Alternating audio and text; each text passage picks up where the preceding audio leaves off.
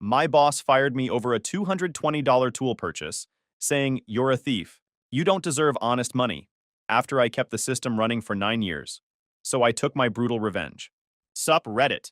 So they fired me over a $220 tool calling me a thief, so I made them regret it. I, 31 male. And for nearly a decade, I was the reason NextCore Solutions didn't implode into a flaming heap of crashed databases and screaming clients.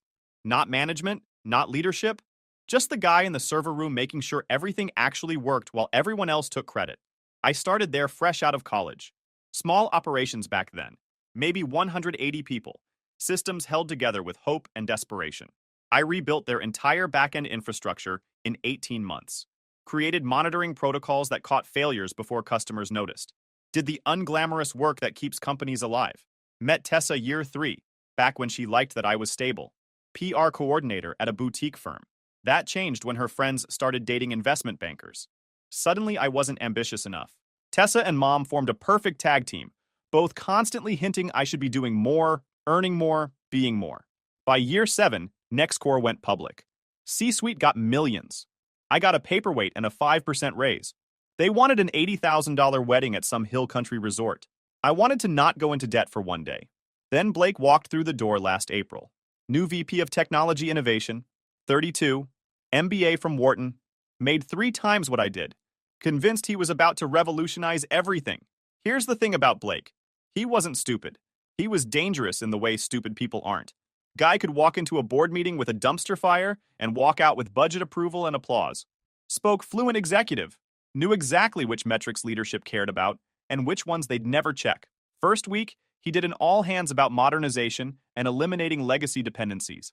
Presentation was slick. Slides had the right buzzwords, charts showed the right trajectory, ROI projections made people nod.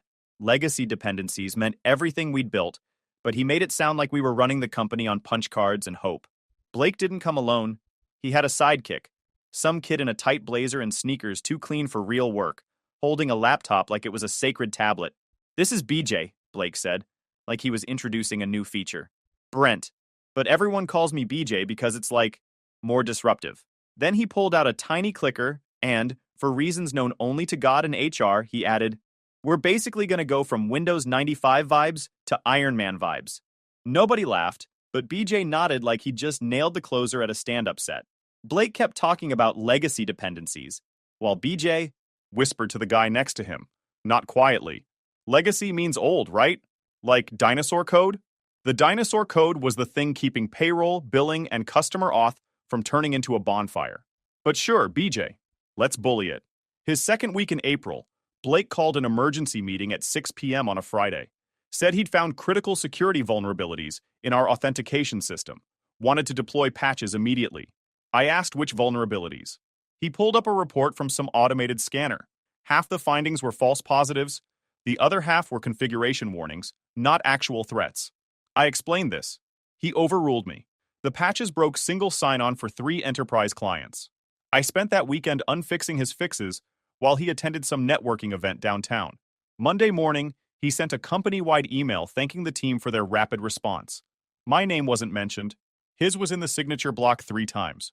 Blake started one-on-ones in May, charming in small rooms. Remembered everyone's name except mine. Always called me Nathan Orchard, like it was one word, like I was a ticket number. Pulled up my architecture diagrams, squinting like they were hieroglyphics. Asked what happens if I leave. I told him everything's documented. He said we'll see about that. Blake pulled off one impressive move that summer. Renegotiated our cloud hosting contract. Cut infrastructure spend by $840,000 annually. CFO loved him. Problem was, he achieved those savings by removing redundancy buffers and failover capacity I'd built in. Made the spreadsheet beautiful. Made the systems fragile. After that, it became a pattern. Remove safeguards for budget optics. Things fail under load. I restore the boring stuff that worked. Meanwhile, his consultants billed $180 an hour, 6 of them for 3 months, $518,400 to recommend changes that broke things I'd built for free.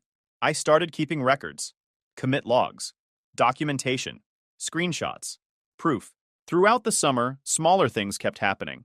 Meetings without me. Project channels where I lost access.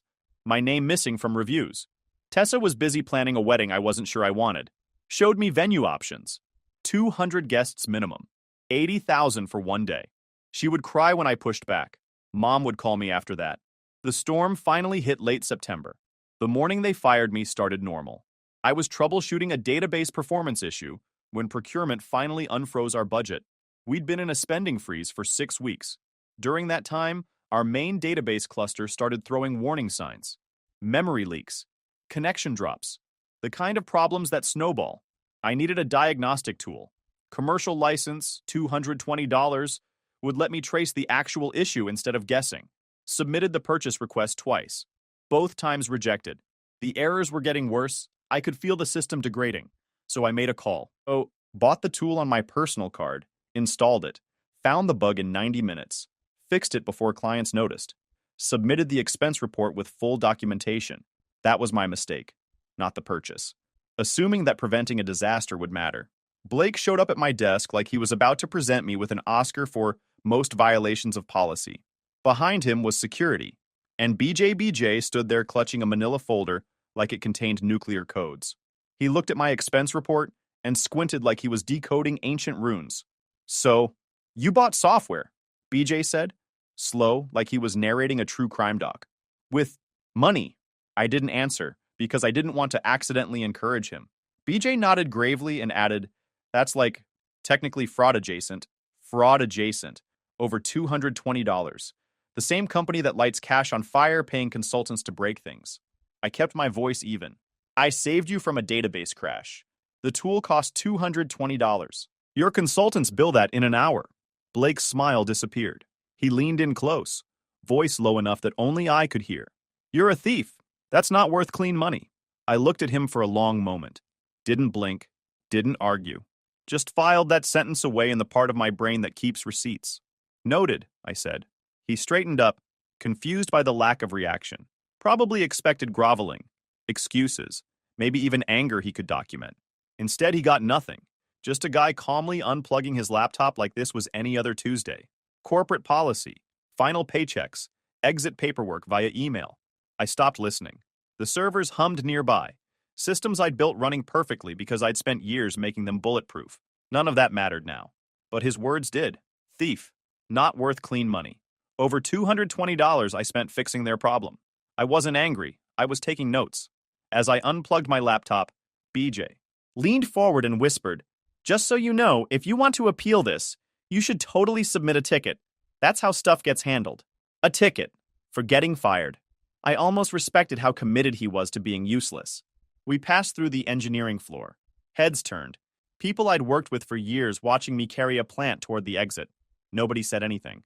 The badge reader beeped when the guard deactivated my credentials. 9 years of access revoked in half a second. Outside, the heat hit like a wall. I stood there holding my plant, feeling 9 years evaporate. Then I pulled out my phone. I called Tessa. Needed to hear a friendly voice. Someone on my side. She answered on the third ring. Background noise. Laughing. Sounded like she was at lunch with friends. Hey babe, what's up? I'm at lunch with the girls, but I just got fired. Pause. The background noise didn't stop. Just her voice cutting through it, suddenly careful. Wait, what? Why? Bought a diagnostic tool with my personal card. $220. Blake called it policy violation. Another pause. Longer this time. Nathan, you got fired over $200? Yeah. Company was in a spending freeze.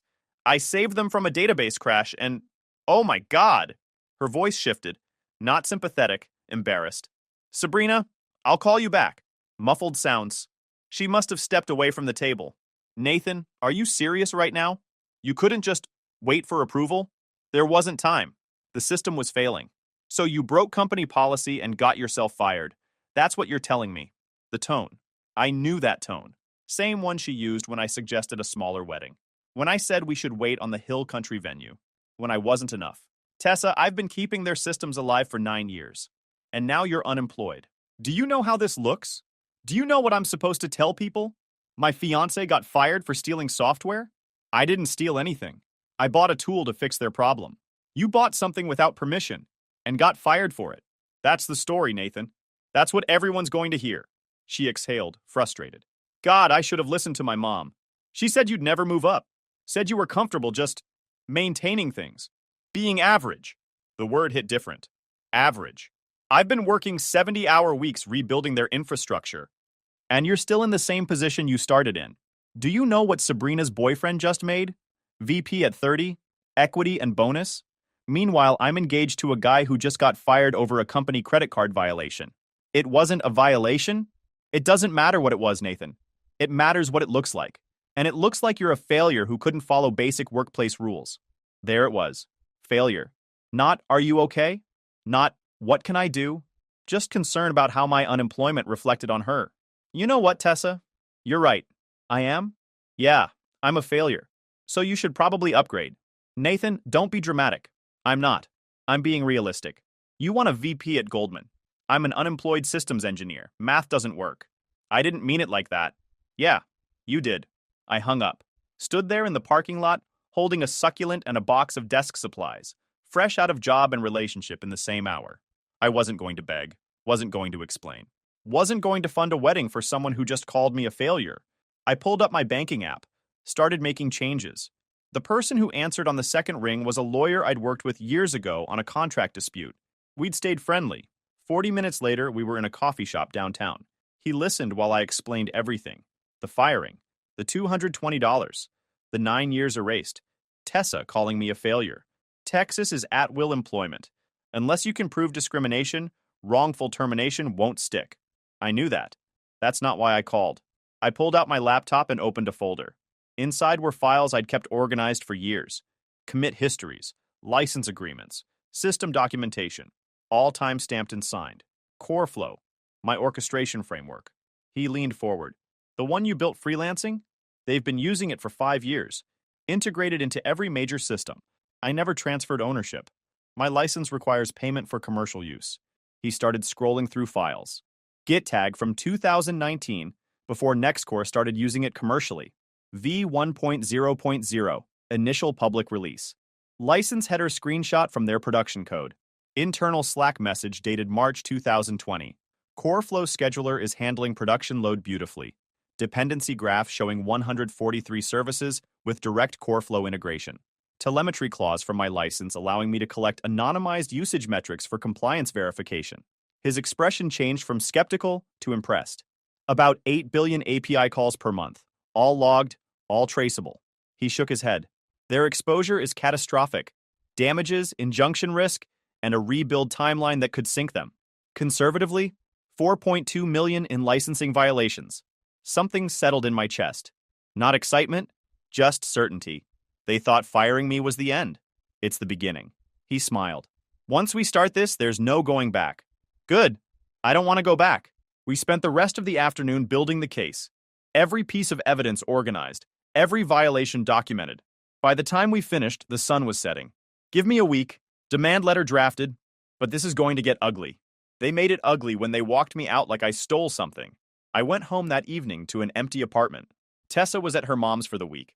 That night I did something I hadn't done in years. Slept 9 hours straight. No alerts, no dashboards, no responsibility. When I woke up, I separated my finances like I was prepping for a deposition. New account at a different bank, changed direct deposit, removed Tessa as authorized user on all credit cards, canceled automatic payments for wedding expenses, credit freeze on all 3 bureaus, changed passwords on every shared account. The apartment lease had my name only, my signature only. Then I emailed every wedding vendor where I'd signed anything. Subject line, withdrawal of authorization for charges. Kept copies of everything. I didn't ruin her life. I just stopped funding it. The difference matters in court. The first consequence hit Tessa on Wednesday. The ring was next. Not a conversation, not a meetup, not, let's talk. I sent one email. Return the ring by Friday. Tracked shipping. Signature required. Engagement ring is a conditional gift. Weddings off, conditions off. She tried to turn it into a debate. I kept it administrative. 2 days later, it showed up in a small box like it was trying to pretend none of this happened. My phone rang at 2:47 p.m. Tessa. I almost didn't answer, but I wanted to hear this. Nathan, what the heck is going on? Her voice had that edge it got when things weren't going according to plan. The venue just called me. Your card declined. They said your number's disconnected and your email bounced. They need payment by 5 p.m. or we lose the deposit and the date. Okay. That's all you have to say? Nathan, that's $12,000. The wedding's in 4 months. I need you to call them and fix this. Not my problem anymore. Silence. Then her voice dropped. What are you talking about? You called me a failure yesterday. Said I'd never move up. Said your mom was right about me being average. So I'm giving you what you want. Space to find someone better. Nathan, I was upset. I didn't mean... Yeah, you did. And now you can figure out the venue on your own. Maybe ask one of Sabrina's VP boyfriends for help. Are you seriously doing this right now? Over one conversation? Over 9 years of conversations. This was just the last one. Her tone shifted. Panic creeping in. Nathan, I don't have $12,000. My credit card won't cover it. If we don't pay by 5, we lose everything. Please. We can talk about this after... Nothing to talk about. Wedding's off. Relationship's off. Good luck with the venue. Nathan, I hung up, blocked the number. She tried calling from her mom's phone, her office line, 2 of her friends' numbers. Watched them all go to voicemail. Saved every single one. By 5:07 p.m., the venue had released the date and kept the deposit. Someone else booked it within 48 hours. Her Instagram story that night was a quote about toxic people and financial mistreatment. 3 friends commented support. Everyone else stayed quiet. They'd all met me. They knew. Then I checked my personal monitoring system, the one built into CoreFlow's license agreement. Real-time telemetry on how my framework was being used. The graphs glowed. API calls flowing. Data processing. Everything running on code I'd written. For years, that pulse belonged to Nextcore. Now I realized it had always belonged to me. They thought they owned everything I built. They were about to learn the difference. The demand letter went out Monday 9 a.m. My lawyer sent it certified mail and email to Nextcore Legal, Blake, the CEO, the CFO, and 3 board members. Subject: formal notice of commercial IP infringement and licensing violation. Litigation hold. My lawyer and I spent the previous Friday afternoon assembling the final case file. His office downtown, conference room with whiteboards, 3 monitors, and enough coffee to fuel a small army. The evidence was clean. Copyright registration from 2019, predating Nextcore's commercial use of the framework. Git repository with commit history, dating back to 2018. Public release announcement on Hacker News, archived. Dependency graph showing 143 services with direct CoreFlow integration, another 180 with indirect dependencies. Industry standard licensing rates, $180,000 to $400,000 annually for enterprises their size. CoreFlow's usage would have cost them $840,000 per year if they'd licensed it properly. 5 years of usage, 8 billion API calls monthly. Conservative estimate, $4. $2 million in licensing fees they should have paid. The demand letter was surgical. CoreFlow development history with GitHub timestamps predating their commercial adoption. My documented ownership through copyright registration. Their usage, 8 billion monthly API calls across 143 production services. Industry standard licensing calculation. The number, $4,217,840. Payment terms, 30 days from receipt. Wire transfer to escrow account.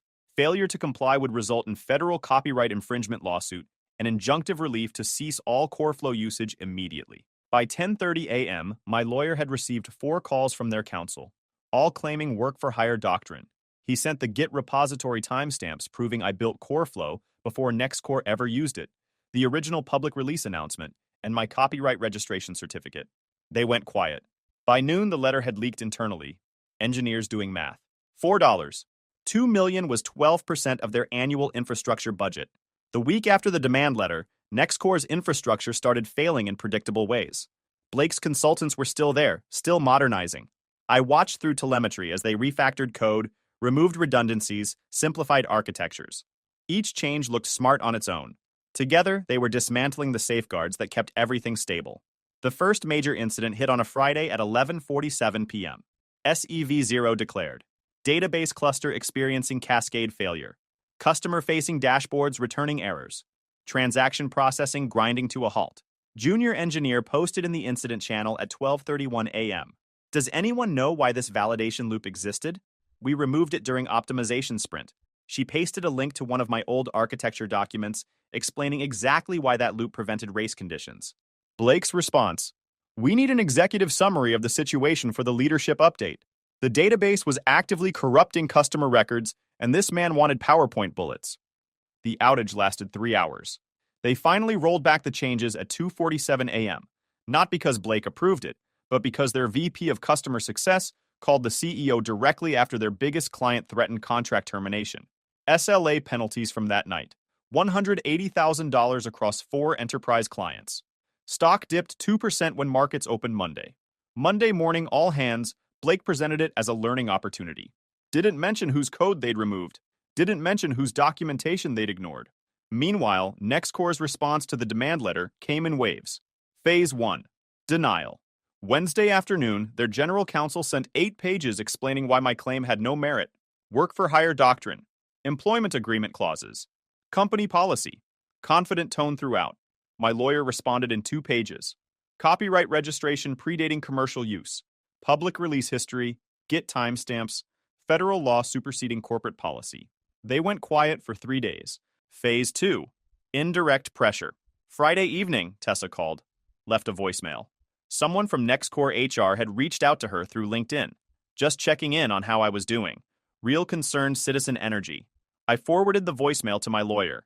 He added it to the evidence file under intimidation tactics. A former colleague texted saying he'd heard through the grapevine that I was making trouble, and it might affect my reputation. I asked who told him that. He went silent. Tuesday afternoon, someone from Nextcore HR called me directly. Said they'd been reviewing my termination and thought there might have been procedural oversights. Would I be interested in discussing a consulting arrangement? I asked if my lawyer could join the call. She said maybe we should keep it informal first. I said all communication goes through my attorney. She never called back. Phase 3. Blake's personal campaign. Blake tried to.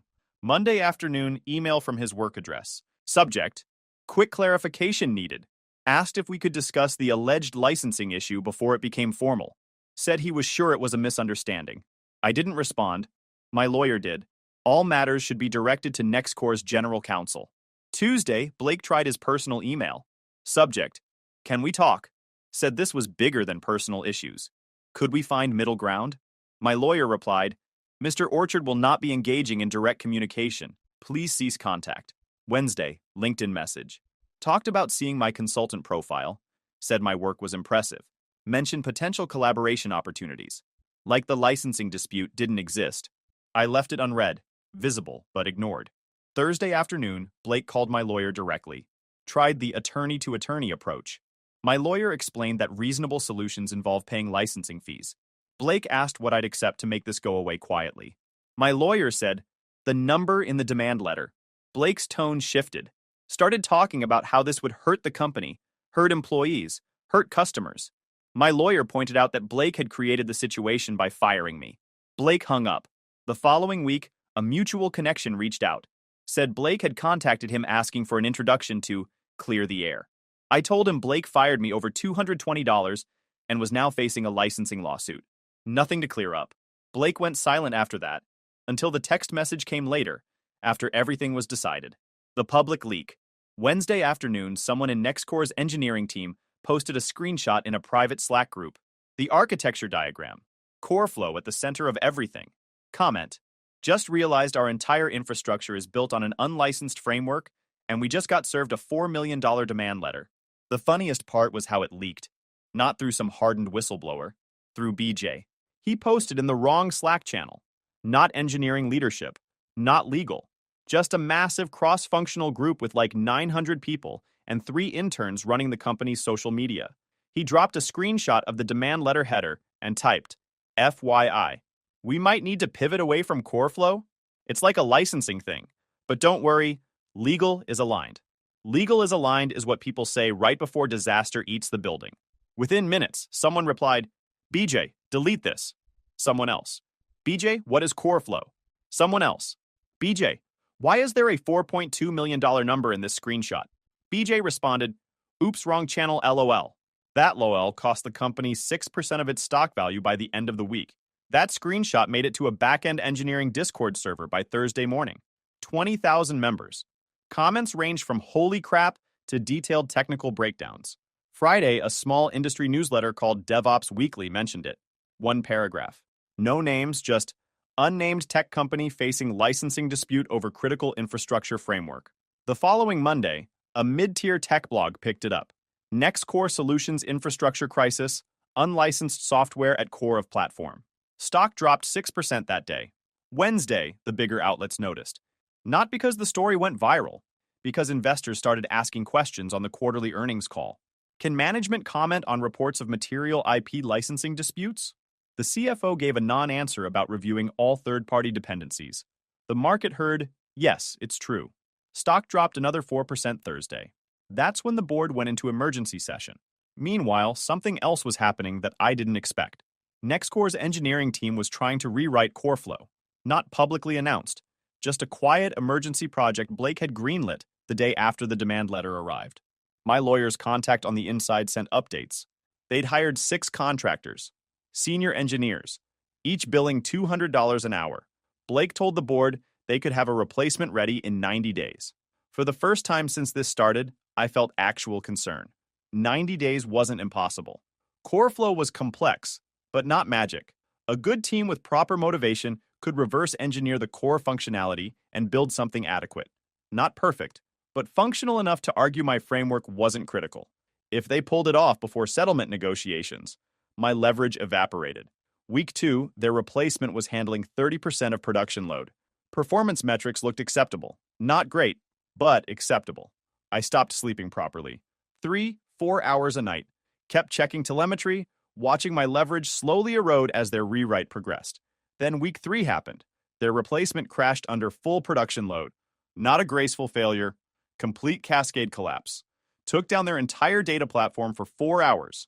Their biggest client, Fortune 500 financial services company, couldn't process transactions. SLA penalties, $340,000. The issue?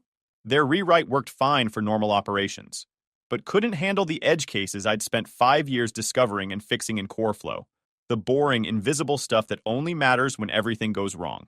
Their lead contractor quit the next day. 3 others followed. The rewrite project died. My lawyer got the update from his inside contact and called me immediately. They're done. The replacement failed and they're out of time. Settlement negotiations are starting tomorrow. I slept 8 hours that night. First time in weeks. Friday morning, Nextcore's board held an emergency session. My lawyer had a contact inside who fed him details. The numbers were bad. $4.2 million demand, but real exposure closer to $40 million in lost revenue if they had to rebuild from scratch. 18 months minimum. And if this went to trial, statutory damages could hit $21 million plus legal fees. Someone finally asked the question that mattered. Whose decision was it to fire the person who owns this framework? All eyes turned to Blake. He tried deflecting, said the termination was standard policy, said he'd inherited infrastructure problems. The board chair cut through it. Did you know about CoreFlow's licensing status before you terminated Mr. Orchard? Blake hesitated. Fatal mistake. I was aware the framework existed, but not the licensing implications. Translation. I knew we were using his code. I fired him anyway. The CFO piled on. Blake's team had been removing safeguards, causing outages, SLA penalties over $2 million. Stock decline. Customer complaints. Someone said it plainly. We fired the only person who understood our infrastructure and now owe him $4.2 million. Do I have that right? General counsel confirmed. Blake was placed on administrative leave that morning. Discovery preparation later surfaced the key email. Blake to the CEO 3 weeks before my firing. They needed to reduce headcount. I'd been there forever, salary too high, not adapting to new direction. CEO responded that I was reliable, though. Systems never break. Blake's reply, anyone can maintain working systems. We need innovators, not caretakers. Anyone can maintain working systems. That sentence alone was worth $4.2 million. By this point, 4 senior engineers had quit. Tech blogs were running Exodus stories. Their outside counsel didn't call to negotiate anymore. He called because the board had given him a number they could afford to lose, and it was lower than what a federal trial would cost them. Blake's final message. Then came the direct contact. Thursday afternoon, Blake called me from his personal number. I almost didn't answer, but I wanted to hear it. Nathan, can we talk? Man to man? You fired me over $220. Nothing to talk about. I know. But this is bigger than that now. You're going to destroy the company. People are going to lose their jobs. Our customers. You should have thought about that before you walked me out like a thief. I made a mistake. I'm admitting it. What do you want? An apology? I'll apologize. Publicly if you want. Just, we can work this out. We can find a number that works for everyone. The number's in the demand letter. Nathan, come on. Be reasonable. $4 million? For software you built years ago? You're better than this. That's when I heard it. Not remorse. Fear. He wasn't apologizing for what he did. He was scared of what I was doing. I kept your systems running for 9 years. You called me a thief, said my work wasn't worth clean money. Now you're begging. I never said... You did. You just didn't say it out loud. Anyone can maintain working systems, right? That's what you told the CEO. Silence on the line. Have your lawyers call my lawyer. I hung up. Blocked the number. Blake's employment was terminated October 31st. Press release cited strategic realignment of technology leadership. No severance beyond contractually obligated minimum. Board vote was unanimous. My lawyer texted me the update November 1st. He's gone. They timed it for the earnings call. Very corporate. I was hiking when I got the message. Stopped on the trail, read it twice, then kept walking. Good. Mom tried her play the following week. She'd been calling since the NextCore story hit tech news. I hadn't answered. She escalated to family group text. Cousins, aunts, uncles, 23 people. Nathan's being unreasonable about Tessa and the wedding. After everything we've done for him, this is how he treats family. Someone needs to talk sense into him. My cousin shut it down fast. So you wanted him to go into debt for a party? He got fired, and you're mad he stopped paying for an $80,000 wedding? My uncle. $80,000? For one day? My aunt. He lost his job, hired a lawyer, and you're upset he can't fund a wedding? Are we hearing this right? Mom tried the family values angle. Nobody bit. She left the group chat the next day. 2 weeks later, she called. Your cousin made me realize something. We pushed you too hard. Made you feel like you weren't enough. I'm sorry. Yeah, you did. I thought we were helping. You weren't. You spent 9 years comparing me to people you didn't even know, making me feel like I wasn't enough. So we're done. Nathan, don't be dramatic. Not dramatic. Just done. Lose my number. I hung up. Blocked her. Haven't spoken since. Don't plan to.